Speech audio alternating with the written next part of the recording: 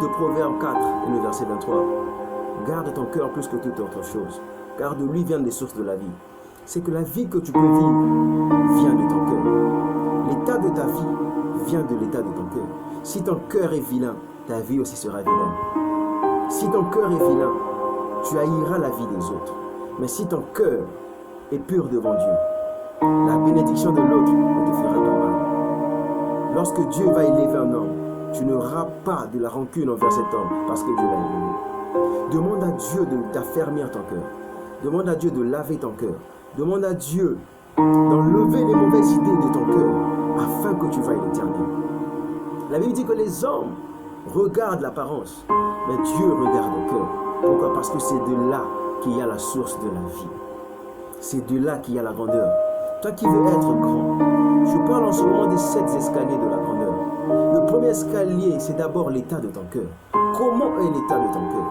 Comment est ton cœur? Qu'est-ce que ton cœur a à son intérieur? Même les pensées que tu peux avoir ne viennent pas de ton cerveau, mais viennent d'abord de ton cœur. Tu peux avoir des pensées de faire de l'autre du mal, mais ce n'est pas ton cerveau qui pense, mais c'est plutôt ton cœur.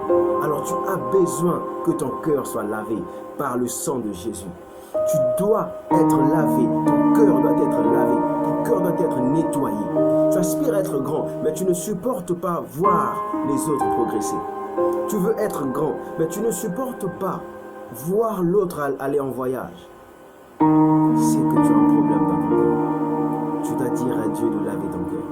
Tu dois demander à Dieu de nettoyer ton cœur de toute mauvaise chose qui t'empêche d'accepter la grandeur des autres. Il ne suffit pas de voyager pour dire que je suis grand. Il ne suffit pas d'être fils d'un président pour dire que je suis grand. Il ne suffit pas d'avoir des voitures ou des relations par-ci par-là pour dire que tu es grand.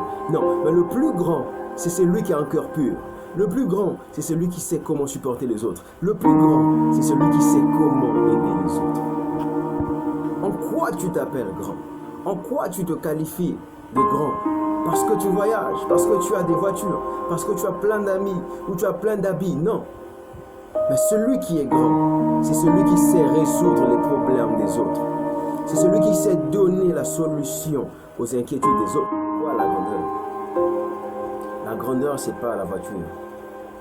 La grandeur, ce n'est pas la maison. La grandeur, ce ne sont pas les voyages. La grandeur, ce n'est pas la femme. La grandeur, ce n'est pas l'argent. La grandeur, c'est rien de tout cela. Mais la grandeur, c'est l'état de ton cœur.